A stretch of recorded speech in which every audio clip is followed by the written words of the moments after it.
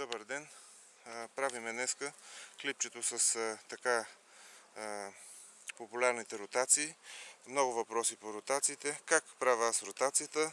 Ротацията я правя в този момент, когато МК корпуса се запълни с един корпус пило, пчели, мед, запаси и се блокира майката. Много добре се вижда по питата как майката вече, венец е много дебел, майката се блокира и вече е нужен втори корпус, за да може да има да продължи развитието на семейството. Как правя аз ротацията? Много въпроси по ротацията. Ето, намираме най-важната част на ротацията, да намериме майката. Какво правиме? Намираме майката, изваждаме питата с майката във втория корпус. Втория корпус, втория корпус го зареждаме с кафяви пити. Ето, тук може да снимаш, татко. Втория корпус го зареждаме с кафяви пити и слагаме майката в средата с подходящи пити за яйцеснасяне. Слагаме майката с питата в средата на корпуса. Ето, намираме я. Слагаме майката с пчелите в средата на корпуса. След това, в какво се състои процедурата? След това слагаме ханеманова решетка между двата корпуса, естествено да не слиза майката надолу. Виждаме корпуса пълен, пчелите имат много дебел венец, задръстват я. Слагаме другата пита, която сме извадили.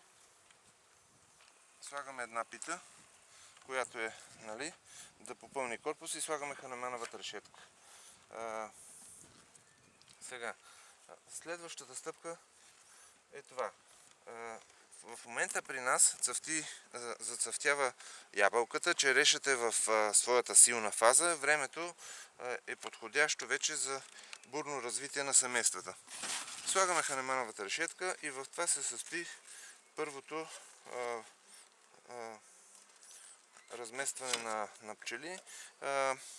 Това е така при мен, защото аз зимувам на един корпус пчели с семействата. При колегите, които зимуват два корпуса, такава процедура вече не се налага. Сега, какво правим? Слагаме отгоре втория корпус. Горе топлината е повече. Майката слагам в средата на корпуса. Там отдолу топлината на семейството е най-силна. Започва тук да работи. Прибавим още една пита, за да станат 10.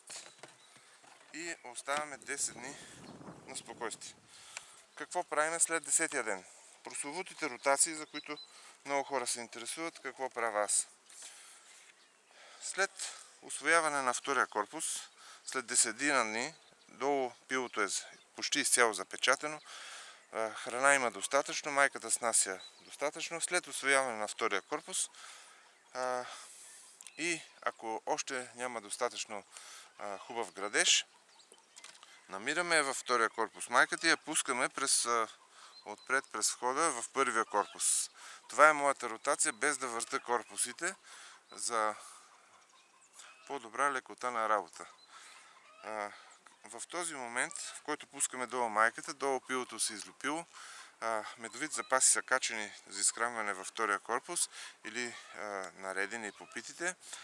Пилото има достатъчно место за още 10 дни на майката и тя започва да работи в долния корпус. Горния корпус зрее пилото, минава известно време. Това е в процес, вече пчеларите си го наблюдават. В момента, в който виждате отгоре, че се излюпва пилото, значи горе-долу и долу майката се справя за същото време. Следващата процедура зависи от това нещо, дали пашата идва или има още време до нейното бурно зацъфтяване на растенията, има още време. Вариантите са два. Ако пашата има още 2 седмици време, пускаме майката пак в този корпус и зависи вече от наличието на пчели, гъстотата и така нататък. Ако има още време до пашата, може да сложим трети корпус с основи за изграждане, може да оставим майката в новия корпус да се качи за да го изгражда, може да пуснем във втория корпус и при наближаване на на пашата, по-лесно става изграждането на третия корпус с основи, тогава вече майката, ако е пак горе, сме направили ротация втори път да я пуснем горе, вече пак е лесно без размена на корпуси, намираме я пак отгоре, махаме този корпус, слагаме трети с основи, може да сложим ханемановата на третия, може да остане между втория. Това вече зависи, всеки пчелар зависи от пашата, дали му е бурна, дали е монотонна и бавна, слаба. Това вече всеки сам определя. Въпросът беше с ротациите, как се прави, как се качва да се усвои втория корпус от долния. Много често задават ми въпроси как да накарат пчелите да се качат.